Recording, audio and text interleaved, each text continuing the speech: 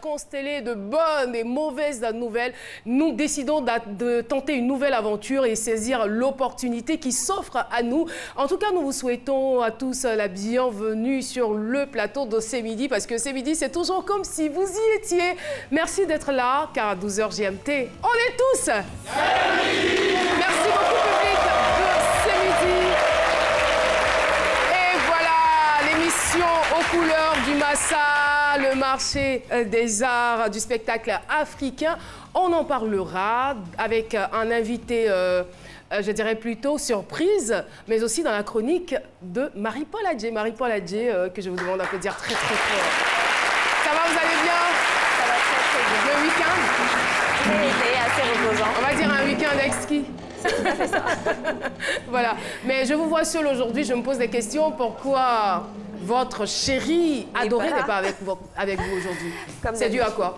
Oh, vous le savez, il est tellement exceptionnel que chaque lundi, il faut s'attendre à un truc avec Philo. Enfin. C'est vous qui le dites.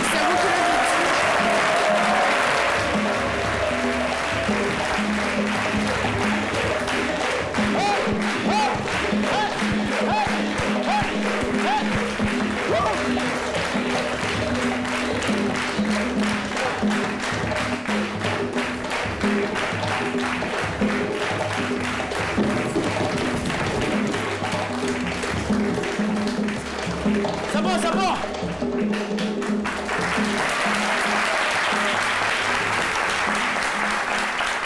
Excusez-moi, c'est un mauvais signe. Non. Non, quand ça se détache comme ça, c'est pas bon. Arrêtez. On est venu au Massa, vraiment, c'est pas bon, c'est pas bon.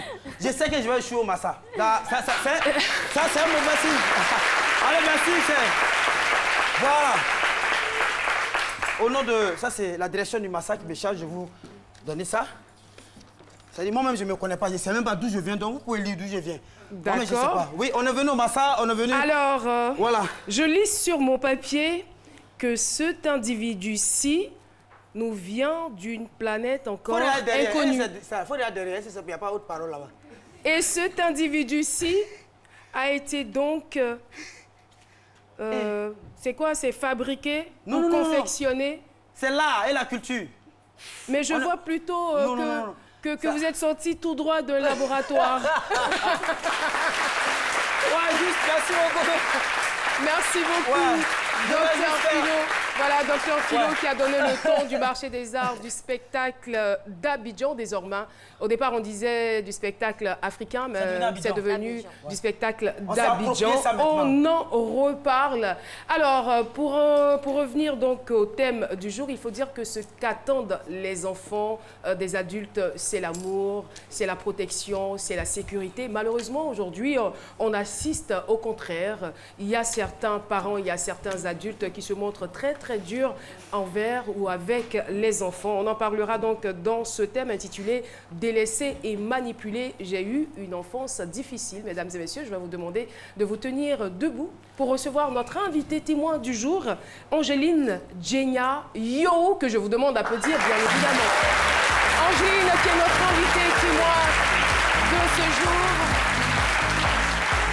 Elle revient de loin. Angéline, bonjour et bienvenue sur le plateau de Ce Midi. On est pressé, on a hâte de recevoir votre témoignage. Un parcours, on va dire, pas très aisé. Vous avez connu une enfance très difficile, mais vous avez quand même réussi à remonter la pente et à faire de vous-même ce que vous êtes aujourd'hui. On y reviendra, mais avant, Docteur Philo, c'est parti.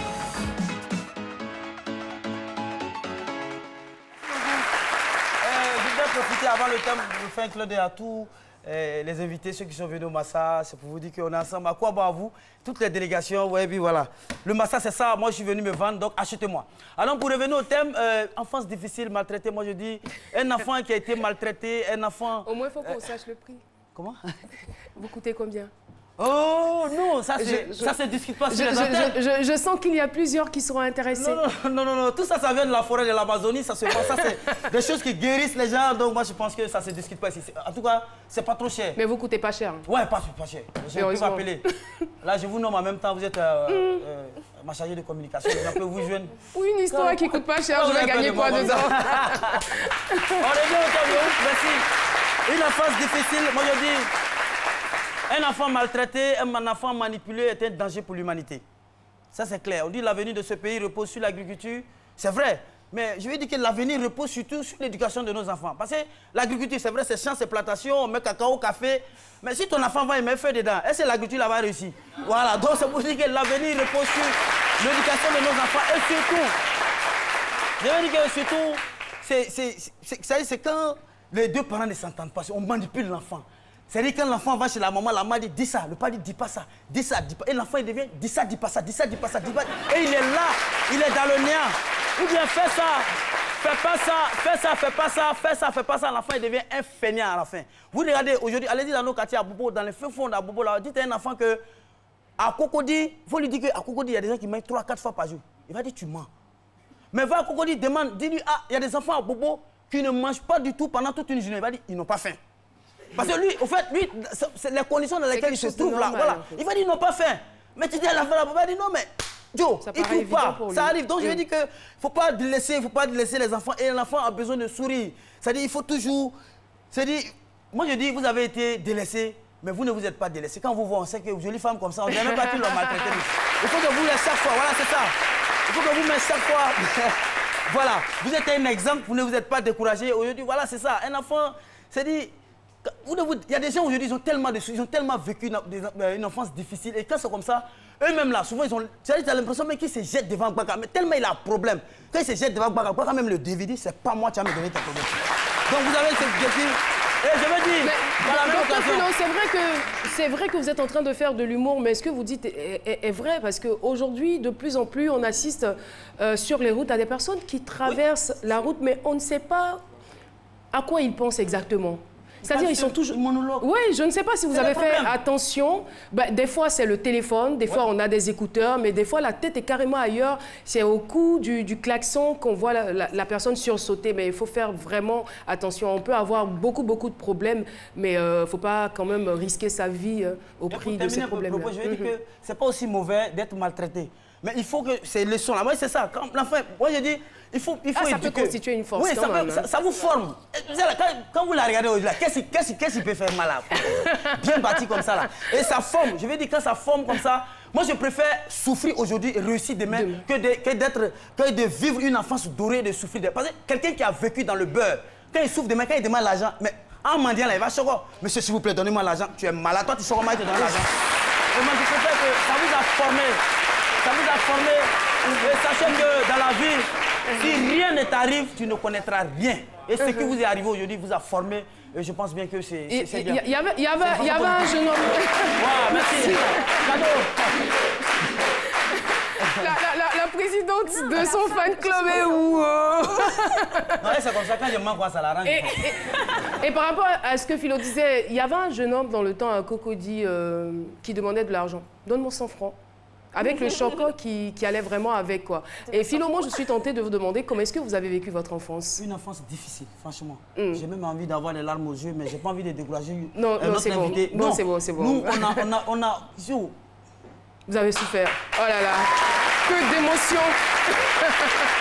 Merci beaucoup, docteur Philo. Comment a été votre enfance? C'est la question du micro-trottoir. À tout de suite. Mon enfance a été vraiment difficile parce que j'étais vraiment très têtue et puis turbulente aussi. Mais Dieu merci, mon père et ma maman ont été vraiment durs envers moi. C'est ce qui a fait que ça m'a beaucoup rangée et je les remercie beaucoup pour ça aussi. Mon enfance a été bonne avec mes parents qui m'ont enseigné vraiment de belles choses. C'est ce qui a permis un peu ma croissance aujourd'hui. Vraiment, mes parents étaient unis et ça m'a vraiment marqué et j'aimerais être à l'exemple de mes parents. Mon enfance a été un peu difficile puisque je suis né d'une famille pauvre.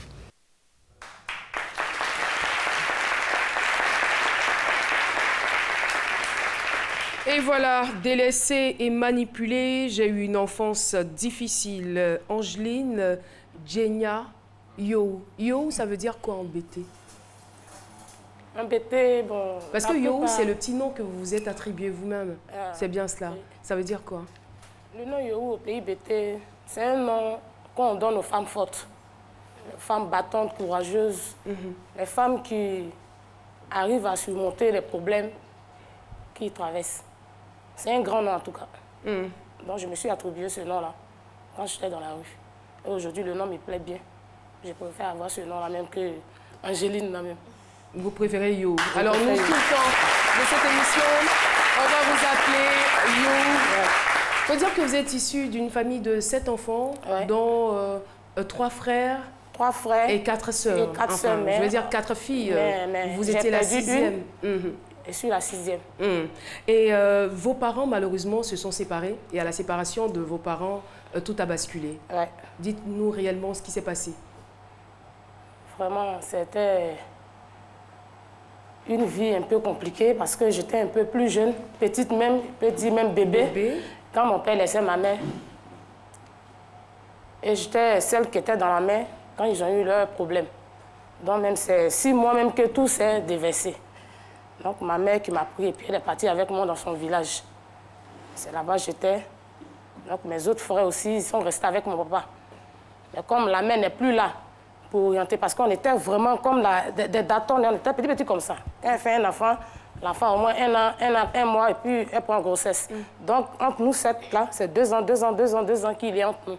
Donc, par rapport à ça, vraiment, on était vraiment trop petits. Et puis, la séparation est arrivée.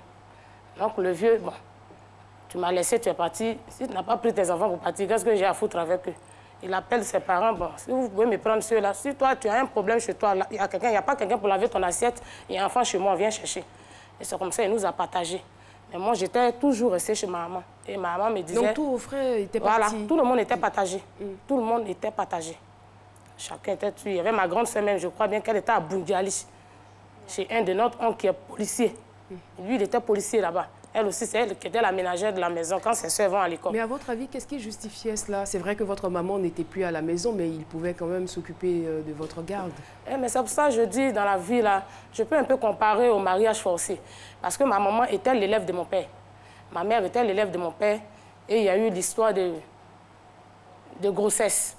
Voilà. Elle a pris une grossesse, ses parents lui demandent, mais qui t'enceintait? Non, c'est le maître. Et avant, quand le parent parle, là, on ne peut plus rien dire. Donc, on lui a imposé une femme. On lui dit, bon, tu as enceinté notre enfant, tu la maries. Son oncle dit, bon, moi, je viens, je paye la dot. Tu la maries. Et c'est comme ça, nous sommes nés. Donc, après, quand maman a vu qu'elle faisait les enfants, elle dit, ah bon, un suster bénévole, là, vraiment, ça ne peut pas nous arranger. Quand on rentre en brousse, on va essayer de se chercher en brousse, faire nos cacao, café. Et c'est comme ça qu'elle a donné l'idée, puis ils sont rentrés en brousse. Quand ça a pris, la première vente, il a préféré prendre la femme de son choix, celle que lui-même, il a choisie. Donc, elles sont devenues 2. Mais la vie de ma maman a commencé à être compliquée. Parce que vraiment, là, maintenant, mon papa avait la femme de son choix. Donc, ma maman était délaissée avec ses enfants. Voilà, ses enfants. Il y avait une femme moderne qui était arrivée, bien, tout. Donc, elle a vu que vraiment, ça n'allait pas. Elle a décidé de se retirer. Donc, quand c'est comme ça, quand l'amour n'est pas là, l'homme ne peut pas aimer les enfants. Quand tu aimes quelqu'un, tu aimes tout ce qui l'entoure. Mais quand tu ne l'aimes pas, tu ne peux pas aimer les enfants. Parce que tu n'as pas fait ces enfants avec amour. Voilà. Ces enfants n'ont pas été construits avec amour. Et ça, nous, on a vécu ça. On a vraiment vécu ça. Mais je peux dire qu'on continue de vivre ça, mais comme maintenant on est grand. Parce que quand tu es petit, c'est encore plus compliqué. Maintenant, maintenant où tu es grand, quand on te dit quelque chose, tu peux dire, ah papa, que ça soit comme ça. Mais peut-être le père, maintenant, il voit que tu as grandi. Quand il y a un problème, voilà, tu peux donner quelque chose. Donc, ça devient un peu tout. Mais quand tu regardes la réalité, tu sais que ça continue. Mais je rends grâce à Dieu. D'accord, on y reviendra peut-être. Mais on va parler de votre enfance, parce que vous allez partir, vous étiez bébé, comme vous l'avez dit, vous partez avec maman. Et quelques années plus tard, vous revenez chez votre père. Ouais. J'avais 10 ans quand ma mère m'a relaté ça. Elle m'a dit que quand elle est partie avec moi, il était petit, donc elle ne voulait pas vraiment me laisser. Les autres étaient un peu plus trucs, on avait les 10 ans, 8 ans, 5 ans. Mais moi, j'étais bébé, donc elle ne voulait pas me laisser. Même où elle est partie avec moi, là, à chaque fois, j'ai réclamé mon père. À chaque fois, j'ai réclamé mon père. Et tellement mon père lui a fait du mal, elle ne voulait pas vraiment l'affronter. Donc elle m'a pris, elle m'a mis dans un baka. Elle a dit au chauffeur, arrivé dans tel village, il faut la déposer, ils vont la reconnaître. Et le chauffeur de baka qui me prend, qui me dépose. Le premier chef du village de chez moi, qui m'a vu, il dit, mais celle-là, elle ressemble à Hubert, ça doit être la fille de Hubert. En ce moment, vous avez quel âge? À ce moment, je pourrais avoir au moins 8 ans comme ça. D'accord. Il dit, mais celle-là, c'est la fille de Hubert. Sa femme dit, oui. Hey, mais c'est le baka qui est passé tout de suite l'adresse. Je dis, bon, prends-la, son papa au champ, vous allez aller la déposer là-bas. Mon papa était avec sa nouvelle femme au champ. Ils sont allés me déposer. Effectivement, mon père m'a reconnu. Moi aussi, j'étais content de voir mon père. Et puis bon, je suis restée avec mon père. Et en 91, il y a eu un funérail dans mon village. Il y a la cousine à mon papa qui vient dans le village, vient au funérail à Abidjan avec ses enfants, tout. Donc elle vient et puis bon, mon papa l'approche, me dit, mais chez toi là-bas, tu n'as pas besoin d'une servante, quelqu'un pour prendre celle-là pour partir. Parce que je me suis déjà débarrassée des autres, mais il y a c'est lui qui fait la proposition. Donc la tante qui dit, non, ok, il n'y a pas de souci, elle n'a qu'à venir. Puisque moi, mes enfants sont petits, ils vont à l'école. J'ai besoin de quelqu'un qui a lavé mes enfants, qui va accompagner mes enfants à l'école. Donc je quitte le village encore en 91. Puis je pars avec ma tante à Bobo. Ma tante, elle est toujours même restée à Bobo, elle est encore à Bobo là-bas. Et c'était comment l'ambiance là-bas? Je suis arrivée. Et quand j'arrive, je vais jouer à mes petits camarades. Non, toi tu es vieille. Pourtant je vois mes camarades, on a même âge là. Tu dis non, il faut la laver. Puis je les lave, je les envoie à l'école. Non, toi tu es vieille. Et tu vois, quand tu quittes au village, voilà, tu veux un peu, une vieille fille comme ça, il faut laver. Donc, moi, je lave quelqu'un, mais quand il regarde la personne, je sais qu'on a même âge. Donc, on est promotionnel, mais je te dis, la lave. Et puis, je vais l'accompagner. Ouais. Donc, je la lave et puis je vais l'accompagner. Elle finit, tu vas venir laver l'assiette. Bon, elle faisait un petit commerce d'Atchéké, là. Je dois quitter Abobo Plaque 1 pour ceux qui connaissent Abobo Plaque 1 pour aller jusqu'à Abobo Baoulé. C'est là-bas les femmes la préparent l'Atchéké. Donc, c'est là-bas je vais chercher les paniers d'Atchéké pour envoyer. Quand je viens avec les paniers d'Atchéké, tu vois quand on ferme l'Atchéké comme ça, en haut, là, la chaleur qui frappe, et puis ça devient pâte. Voilà, c'est ce qu'on enlève, me donner. C'est ça que moi, voilà, on enlève ça, on met dans le truc, on met piment dessus, puis on me donne, puis je mange. Même, je vais aller chercher Atchéké, mais il n'est pas chaussure. Donc avant, j'ai interprété très bien les chansons de Reine Pélagie dans le temps, quand j'étais petite. Donc je me mets dans les chants de manioc d'Abobo, là. Et je chante, j'interprète les morceaux. Là, et quand je chante, les gens qui sont dans leurs différents chants là. Ah, maman, tu chantes bien, 10 francs, 25. Et en 92, là, les tapettes Zénith là, coûtaient 115 francs, 120 francs, 110 francs. Donc, et ça, c'était avant. Voilà, ça, c'était avant. Donc, un cotise me donne. Bon, si je viens ça à la maison, c'est pas bon. Donc, je vais au grand marché de Port. Je marche, hein, je vais au grand marché d'Abobo, puis j'achète ma chaussure 125 ou 115 francs. Et puis, je porte. C'est comme ça que je m'arrondis à porter les chaussures. Vous avez quel âge? 11 ans? À ce moment, je pourrais avoir, je crois bien, 13 ans même. Je peux même avoir 13 ans. Et puis, j'étais là-bas. Donc, c'était vraiment difficile. Je m'arrange à ce qu'on ne me frappe pas, mais il faut forcément... C'est-à-dire que c'était un plaisir pour eux de me frapper. Maintenant, c'est ton papa qui paie ça avant, là. Pourquoi tu as fait ça? L'eau que tu as gagné, c'est ta mère qui paie ça. Bon, tu t'arranges toujours à faire ça. Moi, il y avait le film qu'on appelait Santa Barbara. Donc, mes deux sœurs que je l'avais pour envoyer à l'école, quand mes tantes sont, il y a Santa Barbara, parce qu'elles mangent, elles prennent tout le temps pour manger doucement, parce qu'elles veulent que leur maman, là, ma tante et tout le monde, quand aller à Santa Barbara, là, comme ça, elles vont me donner le reste de leur riz. Donc, elles vont regarder Santa Barbara, mes cousines, elles me disent, il faut manger vite, mange vite. Puis je mange vite, puis je prends un truc. Mais le jour où on ne prépare placaré comme ça, je suis contente. Parce que quand on prépare placaré, quand on fait placaré, on enlève la marmite, là. C'est dedans, laisse-moi, on met la sauce. Donc, les croûtes là s'élèvent, donc ça devient beaucoup. Donc, je sais que ce jour-là, je vais être rassasiée. Mais quand c'est le riz, c'est un peu compliqué. Mais quand c'est le placali, là, la marmite, là, on met la sauce et puis on me donne tout ça, je mange. Donc, c'est vous qui faisiez, on va dire, tous les travaux, ouais, tous les travaux à la maison. C'est comme ça que je vivais. Mais difficile d'avoir à manger pour vous. Avoir à manger. Donc, souvent même, je passe chez les vendeurs de gaba, là, ceux qui mangent et puis ils laissent, là. Un jour même, je mangeais, puis il y a un de mes cousines là, qui m'a attrapé, puis ils ont fait lettre pour envoyer à mon père que ta fille, là, tu dois la prendre pour venir l'élever, mais elle mange dans la poubelle. Et puis même, elle vole même. Elle vole, elle mange dans la poubelle. Mais mon papa, il ne se lève pas hein, pour venir dire, bon, là où ma fille se trouve, et puis elle mange dans la poubelle, attends, je vais me déplacer. Ou soit ma fille, là, même m'envoyer là, moi, je vais l'éduquer. Ou bien demander si ma fille, là, même va à l'école. Ou bien si tu l'as mis dans le show. Et parlant de vol, il y a eu une histoire qui vous a vraiment marqué. Et ça m'a marqué. Parlant de vol, bon, à la maison, bon, un vol, hein, c'est un vol. Pourtant, le vol même, c'est eux-mêmes qui m'amenaient à voler. C'est eux-mêmes qui m'envoient même à voler. Parce qu'un jour, on était à la maison, le mari de ma tante, là, ils l'ont mis en prison. Donc, on peut dire que livré à nous-mêmes à la maison, il a fait, je crois bien, 6 mois de prison. Donc, ma tante, quand on est là comme ça, les escargots qui marchent dans un truc, là, elle dit, bon, il faut partir en bas là-bas, tu vas les ramasser. Donc, je vais en bas, je ramasse les escargots. Quand je vois les escargots, là, je lave. Mais ça, là encore, au moment où j'ai ramassé et lave, là, pourquoi on me prépare pour me donner aussi, c'est un problème. Il faut aller voler le manioc, là, il faut creuser le manioc des gens en bas là-bas. Là, je suis partie, j'ai creusé le manioc.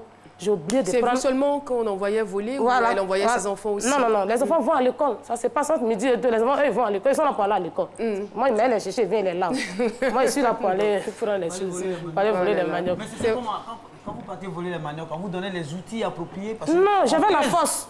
Réellement, j'ai de la force. Je déterre. Elle se fait confiance. Non, je déterre. Je déterre quand je... Vous-même, vous étiez préparé à ça auparavant, en fait. Vraiment, j'étais préparée à ça. J'étais vraiment préparée à ça. Parce que la vie même m'avait déjà, depuis petite, la vie même m'avait déjà préparée. C'est pas de ma faute, j'étais préparée à ça. Donc, je déterrais. Parce qu'il faut faire vite aussi pour t'attraper. Donc, tout ça, là, tu dois te préparer. Alors, donc, je déterre. Et j'ai oublié de prendre la tomate. Donc, je suis venue à la maison. Et c'est-à-dire que vous allez dans le champ de quelqu'un? Voilà, c'est le champ de quelqu'un, c'est pas notre champ. Le manioc? Je déterre le manioc, je casse les trucs rapidement, je prends... Et vous volez aussi? Il y avait des robes, donc je mets comme ça. Puis je couille, il vient là. Mais tu as pris le manioc, tu n'as pas pris tomate. C'est le marché, quoi. Ouais, donc j'ai déposé le manioc. Ma tante, elle est encore là, elle est là, elle est toujours à Bobo, que je salue au passage. Et lui que j'ai dit merci vraiment pour la vie qu'elle m'a donnée. En tout cas, parce que ça nous a forgé. Et je verse le manioc, je dis, mais tu as oublié, tu n'as pas pris tomate. Bon, là-bas, l'eau aussi, c'est dans gros trou, à Bobo, gros trou. Donc je vais.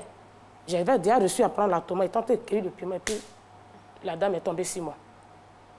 Donc à Bobo, il n'y avait pas courant avant, en 92. Donc c'est un quartier, tout le monde se connaît. Donc les petites filles de ma génération, là, voleuse, voleuse. Et puis on prend les tomates que j'ai volées, là, les boules de tomates que j'ai cueillies, là, casser ma tête.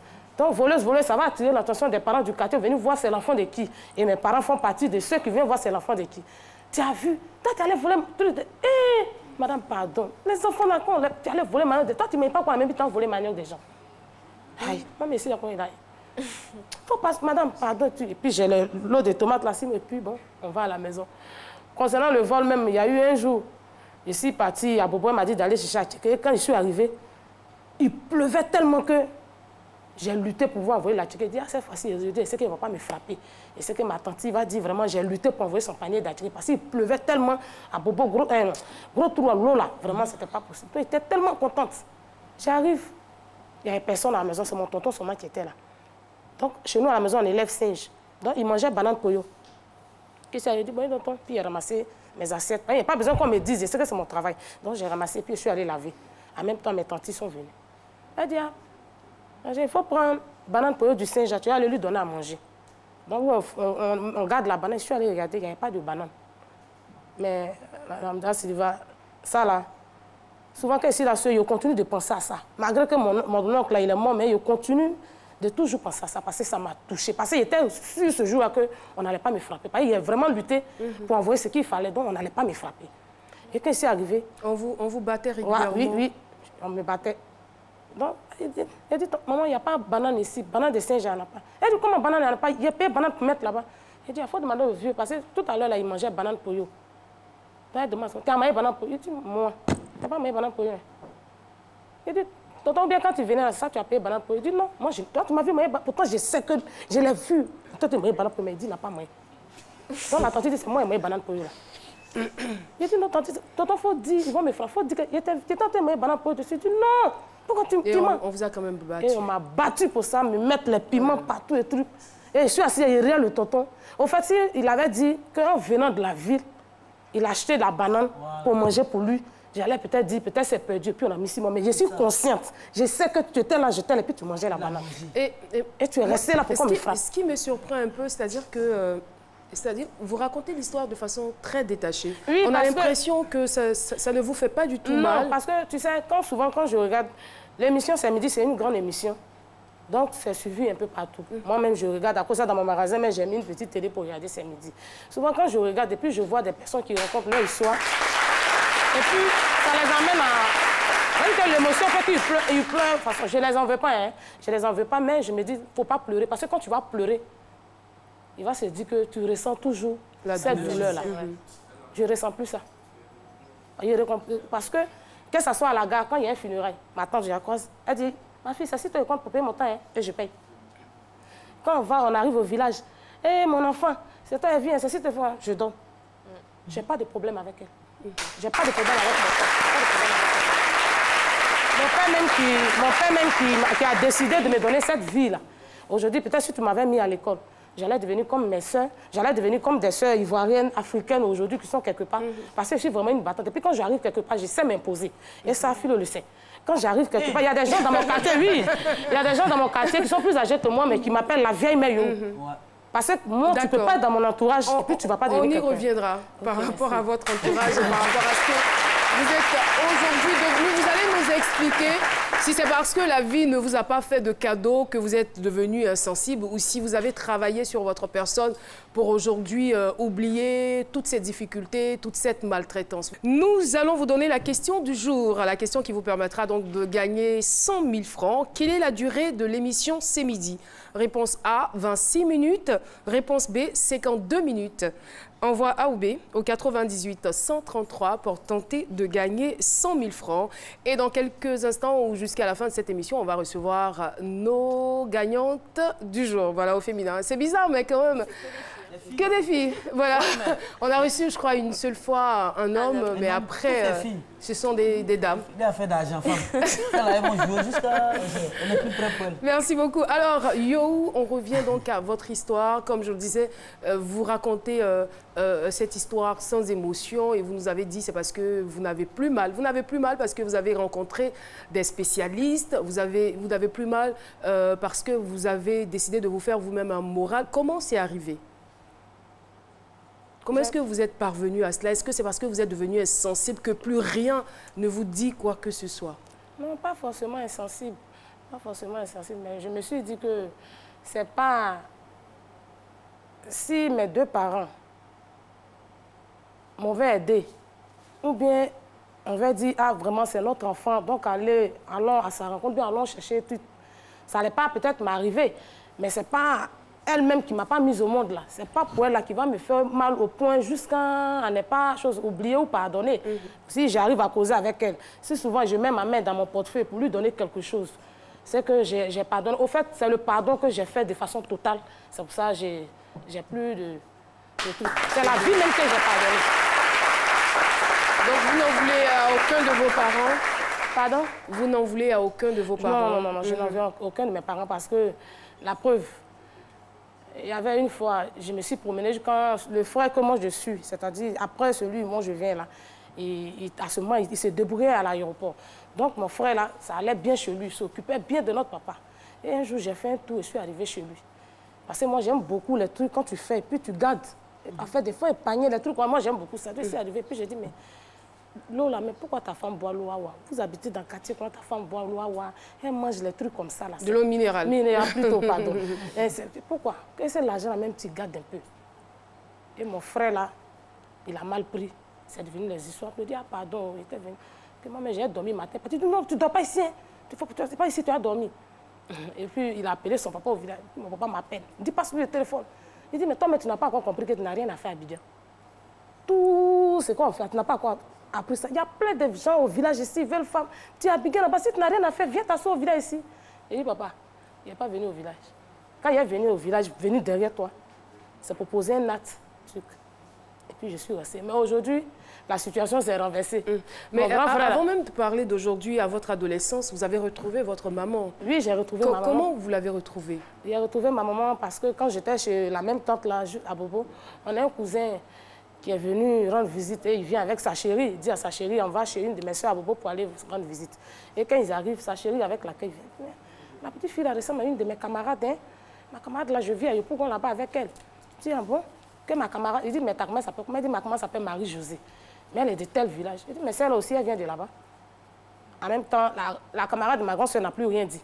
Elle s'est tue. Donc elle vient, elle dit, mais j'ai vu une fille à Bobo dans tel coin. Elle te ressemble trop. Ma grande soeur dit, non. La femme là, c'est une femme bêtée. Oui, c'est une femme bêtée, on dit, elle est de 10 euros. Mais c'est ma petite soeur, accompagne-moi là-bas. Elle dit, non, moi, il n'y a pas ta coupe. Ils vont dire, il y a fait comme bateau, il y a comme dit les gens. Donc si on arrive, elle te montre la coupe de loin. Et c'est comme ça, la camarade là, elle a montré à ma grande soeur. Puis ma grande soeur est arrivée. Bonne arrivée, tout. Elle a même acheté à boire, ils ont bu et tout. On ne va pas donner quand même tous les détails. Hein. Je veux dire, une fois chez votre maman, comment ça va se passer? Oui, chez ma maman, quand ma grande soeur m'a dit que je t'emmène chez ta maman, elle demandait parce que j'étais étonnée. J'étais étonnée de savoir que ma mère était en ville. Elle m'a dit que la ville, maman est là-bas. Elle dit oui, maman en ville, que ça va chez maman, tout ça. J'étais contente. puis on arrive effectivement, on arrive chez ma maman. Il y a à manger jusqu'à... C'est pas possible. Elle était restauratrice, votre maman. Elle faisait du restaurant et puis elle avait sa grande table au marché de Port-Bouet. En tout cas, elle vendait tout. La vieille vendait tout. Elle dit, ah, non, ma maman est comme ça. Bon, je suis restée avec la vieille. Et malheureusement? Malheureusement, quand je suis restée avec la vieille quelques années, son mari a eu des difficultés, ils se sont retrouvés au village. La vieille est tombée malade et puis la vieille est décédée. Donc, comment revenir encore à Abidjan maintenant? Entre-temps, vous avez eu un fils. Entre-temps, j'avais eu un fils. Donc, je ne fais pas de problème au père de mon enfant, que vraiment, c'est à cause de la vieille que j'étais à Abidjan. La vieille n'est plus là-bas. Je ne peux pas louer une maison. Donc, si tu peux louer un petit truc pour que je reste là, l'enfant, parce qu'il n'a qu'un an, 6 mois. Il dit non, moi, j'ai déjà fait mon mariage. Je t'ai dit de me donner l'enfant. Sinon, si tu comptes 6 mois pour te donner quelque chose, là, ce n'est pas possible même. Donne-moi l'enfant, c'est tout. Et j'étais vraiment coincée. Donc, j'ai donné mon enfant à 1 an, 6 mois. Quand j'ai donné mon enfant à 1 an, 6 mois, j'ai perdu la famille de village, que l'enfant le perd tout le monde. Quand je pars chez nos connaissances en commun, je demande, on dit, ah non, on ne sait pas où il est parti. Et quand vous retrouvez l'enfant, il a quel âge? Quand il dans quelles conditions? Il retrouve mon enfant, il avait 8 ans, il ne va pas à l'école. Pourtant, son père... Ouais, c'est quand son père, voilà, son papa est décédé. Son père m'avait dit qu'il partait à l'école. Il m'avait dit que l'enfant partait à l'école. Quand son père est décédé, la famille a cherché à me trouver. Quand ils m'ont trouvé, je suis allée, j'arrive, l'enfant ne va pas à l'école. Et j'ai récupéré mon enfant. Quand j'ai récupéré l'enfant, même on est assis dans le véhicule, mais je ne sais même pas où on va passer. La même qui est venue te chercher n'a pas un dortoir. C'est-à-dire que l'enfant même est content. À cette époque-là, vous n'avez pas de domicile? Non, je n'avais pas de domicile. Je n'avais pas de domicile. Il y avait une famille à Yangon, la famille Kakré, que je salue au passage. Ce sont eux qui m'avaient hébergé. Mais là encore, on dormait au salon, on se partageait des trucs. Tu apprends l'enfant encore pour venir là. Donc j'avais l'enfant, mais je ne savais pas juste où je partais avec l'enfant. Donc j'étais là juste. Et puis j'ai eu l'idée d'appeler ma soeur. Ma soeur aussi était dans les difficultés aussi. Mais je lui ai dit de me rendre service à héberger l'enfant. Mais concernant la nourriture, je vais tout faire pour venir les aider. Donc elle a accepté. J'ai fait un demi-tour dans le Ouaga parce qu'au fait, je ne savais pas où je partais. Donc j'ai fait un demi-tour. Je suis allée, j'ai déposé l'enfant chez ma soeur. Et je suis venue, j'ai pris ma cuvette. Et toujours la famille qui a dit, mais les ongles que tu fais souvent là, il faut faire. Je dis, mais je n'ai pas d'argent pour payer au fait le matériel. Et j'ai ma camarade qui m'a hébergé à sa tante, Natou, qui est aujourd'hui de l'autre côté que je salue. C'est Natou qui a payé mon premier matériel. Donc je mettais le matériel dans la cuvette. Puis je me promenais à Yangon pour faire les ongles des gens. Je me promène, les pédicures, à domicile. Et c'est avec cet argent-là c'est avec cet argent-là que j'ai pris et j'ai mis l'enfant à l'école. Je l'ai mis au CP1, mais je l'ai mis au privé même. J'ai lutté vraiment, j'ai vraiment lutté. Je suis aujourd'hui, il est en 3e.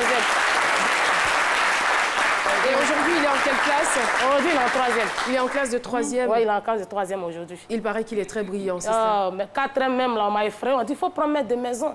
Promettre la classe de 4e, là, c'est là, tout le monde. Il dit, maman, il dit, toi, il faut payer, moi, il fait le travail. En 4e même, il avait les 14, 15 de mois. Il a plein de tableaux d'honneur. C'est un enfant vraiment qui m'aide aussi. C'est un enfant qui m'aide aussi, qui me comprend, qui m'aide vraiment, qui m'aide. Vous êtes passé de famille en famille, vous avez été maltraité depuis votre tendre enfance jusqu'à ce que vous soyez adulte. Et aujourd'hui, est-ce que vous pouvez nous faire un bilan très très rapide de ce que vous êtes devenu? Oui, je peux faire un bilan rapide parce que aujourd'hui, le bilan de ma vie, il est positif. Parce qu'aujourd'hui, je sais dans la vie comment on ferme une porte pour aller rendre visite à quelqu'un. Comment on doit dire à quelqu'un que je suis pressée parce que mon mari doit manger. Tu vois, je suis pressée pour mettre la nourriture de mon mari au feu. Je sais comment on dit à l'enfant, empoche ton cahier. Est-ce que tu es parti à l'école? Voilà, je sais comment on doit venir. Tu sais que le propriétaire de ta maison doit arriver, les factures, comment aller dans les supermarchés. Toutes ces choses-là, il les connaît. Donc, je trouve que vraiment, ma vie a pris vraiment un sens positif, je peux le dire aussi. En tout cas, chapeau à vous. Bravo, bravo. En tout cas, c'est un témoignage très, très édifiant. C'est vrai que vous portez en vous, on va dire, les marques de la maltraitance, mais vous avez décidé de ne plus en être victime. Aujourd'hui, vous êtes une femme indépendante, vous êtes une femme autonome, vous avez une vie agréable, vous avez la vie que vous vouliez, à laquelle vous aviez certainement rêvé, et vous avez laissé derrière vous. Moi, c'est ce qui me marque, parce qu'il y a des gens qui vivent des difficultés et quand ils réussissent, ils ont l'intention ou tout ce qu'ils ont envie de faire, c'est de se venger des gens. Non. Mais vous, au contraire, vous êtes plutôt ouverte, vous êtes plutôt généreuse envers ceux qui vous ont maltraité. Et c'est très, très louable. Merci beaucoup pour ce témoignage Sur ce n'est pas encore terminé parce qu'il est là, le sage Cassie. Il va forcément vous donner soit des conseils, des recommandations pour la suite. On le retrouve ici.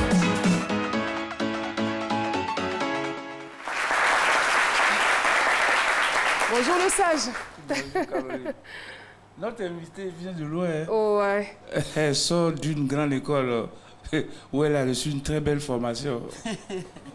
La meilleure des Félicitations.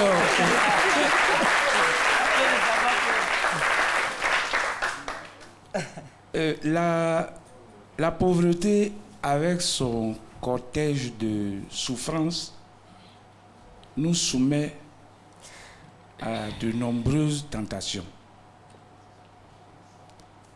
La souffrance elle-même est une très bonne formatrice. Ceux dont la dignité, la loyauté et la noblesse lui résistent, ceux qui restent fermes, demeurent fermes et forts face à elle, s'en sortent souvent purifiés et rehaussés. Mais ceux qui y souillent leur âme par paresse, par les vices et les autres formes de légèreté ne s'en sortent pas. Ils s'enlisent dans la boue du monde et tombent dans les ténèbres. À vous qui nous écoutez, devant la souffrance, demeurez fort, ferme et relevez le défi de la vie. On ne se venge pas. Quand vous sortez d'une école, vous ne vous vengez pas contre vos professeurs parce qu'ils vous ont donné des exercices difficiles à faire. Il faut plutôt être reconnaissant. Tous ceux qui vous ont mené la vie dure vous ont aidé à devenir ce que vous êtes. Et j'aime bien ça. Merci beaucoup. Merci le sage Cassie et merci à Yohou d'être passé sur ce plateau. N'hésitez surtout pas, chers téléspectateurs, à nous écrire ou à nous appeler au 22 01 0000 pour participer à cette émission. On est ouvert. Les auditions se font donc tous les jours, du lundi au vendredi, de 15h à 17h. L'émission se poursuit. C'est l'instant Massa, mais elle a envie de parler très rapidement.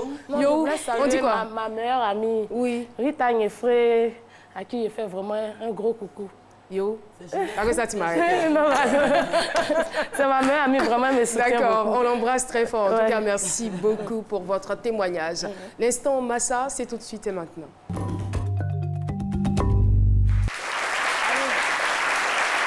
Marie-Paul Adjei, c'est vous qui allez donc ouvrir l'instant Massa. C'est Maud se déporte au Massa. Excusez-moi de demander ça, mais est-ce que le sage peut commencer avec un poème? Comme vous faites d'habitude. Un proverbe Massa. Non, comme on parle d'art, moi je vais vous donner mon point de vue sur l'art et l'artiste. Alors, l'art n'est pas la parole. Et la parole de l'art n'est pas l'art de la parole. Mais la parole devient art. Et l'art, une vraie parole vivante, quand le cœur et la raison se rencontrent là où naît le vrai artiste. N'est-ce pas?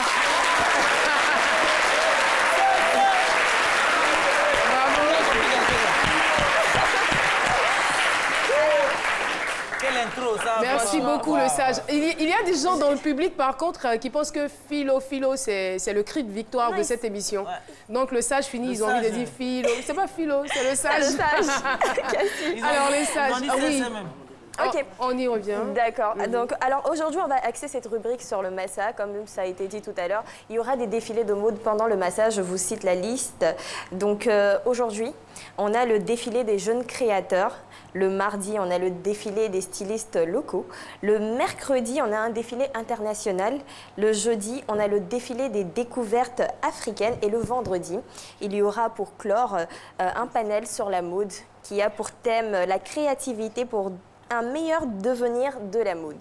Moi, j'étais hier au Massa, je suis allée découvrir, je vous invite donc à le faire, c'est au Palais de la Culture. On a fait un élément sur le Massa avec la participation de la régie.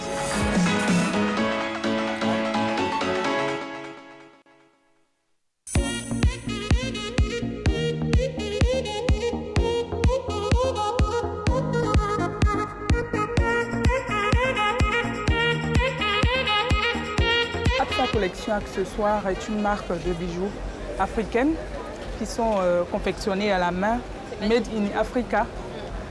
Alors, je vous présente un peu tout ce qui est sa collection accessoires, on va dire. Pas seulement les accessoires, mais nous faisons aussi les objets décoratifs, par exemple le miroir qui est là. Et c'est confectionné ici en Côte d'Ivoire? Une partie est confectionnée ici et il y a une partie qui est confectionnée au Kenya.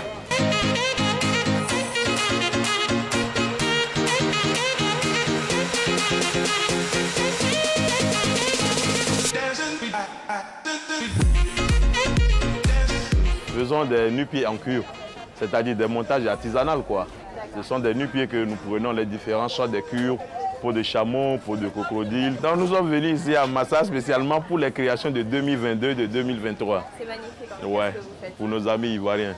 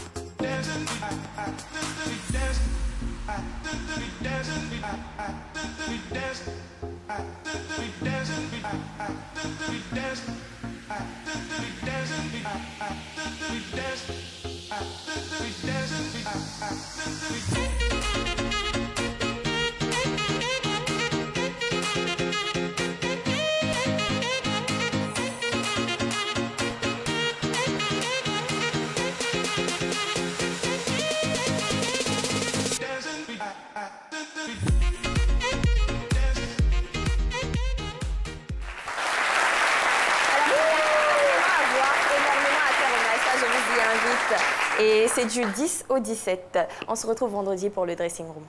Allez donc faire un tour du côté du Palais de la Culture. Il y a de très très belles choses qui vous y attendent. Sur ce, mesdames et messieurs, nous allons recevoir un invité surprise. Je l'avais annoncé. C'est un artiste très très engagé du côté du Burkina Faso. Vous avez forcément entendu parler de ZS qui depuis 2 ans est le directeur général du Centre national des arts du spectacle et de l'audiovisuel. Merci donc d'accueillir Monsieur Zongo Seydou du ZS.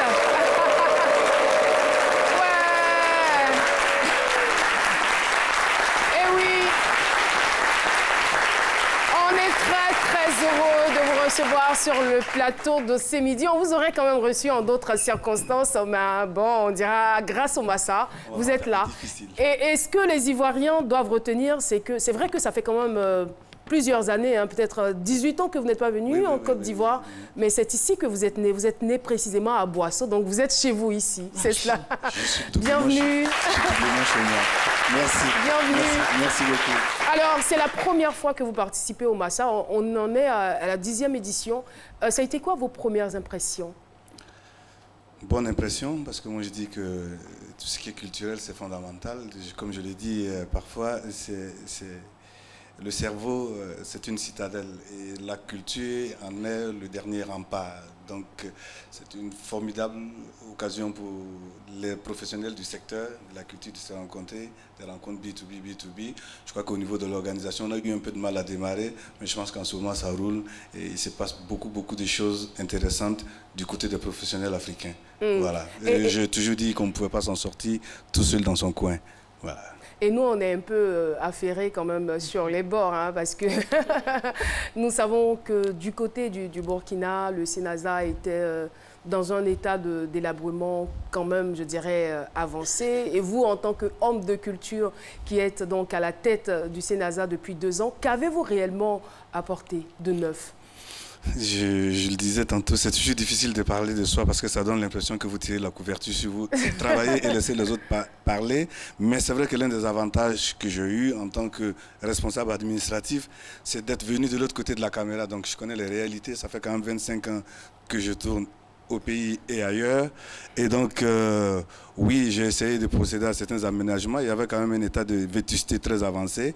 J'ai essayé de mettre la maison aux normes un tout petit peu pour permettre aux artistes de s'exprimer. Voilà. Alors, on vient au Massa.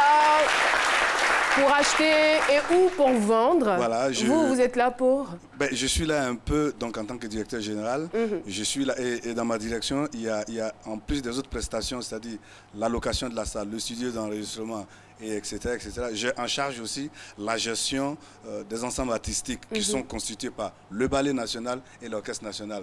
Donc évidemment, c'est une opportunité de rencontrer des programmateurs, des professionnels, et c'est à ce titre-là que je suis à Abidjan, que je reviens au pays. D'accord. Voilà, en tout cas, bienvenue à Kouaba. Alors, on va vous demander de rester sur le plateau. Nous sommes pratiquement à la fin de cette émission. Nous avons une rubrique qui s'appelle C'est Chap-Chap. C'est très rapide, donc nous allons faire vite, quoi. C'est Chap-Chap. Vous connaissez bien l'expression.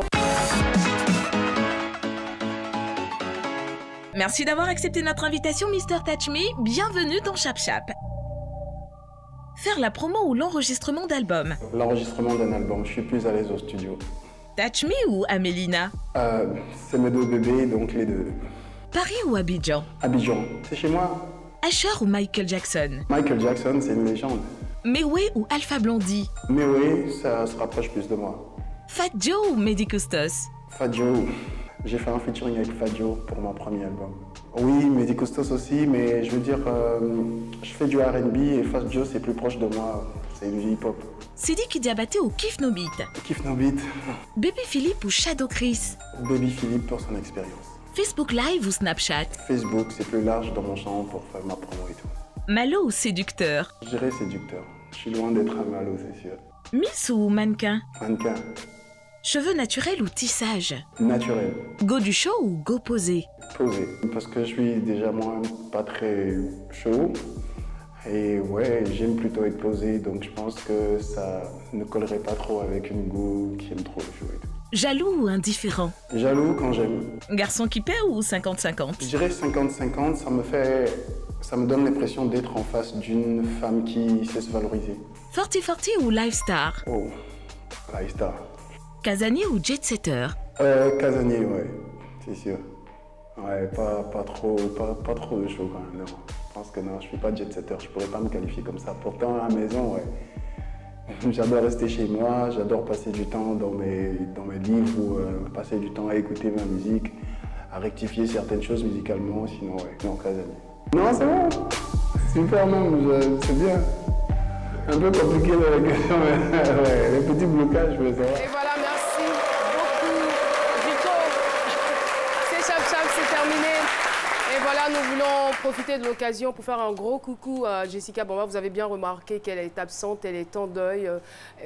Jessica, tu as tous nos encouragements et tu sais à quel point on t'aime. Alors, en ce qui concerne nos gagnantes, Nyaboa, Georgette, c'est bien vous? Ça va, je veux voir le sourire de la gagnante. Yépé Edith, 100 000 francs.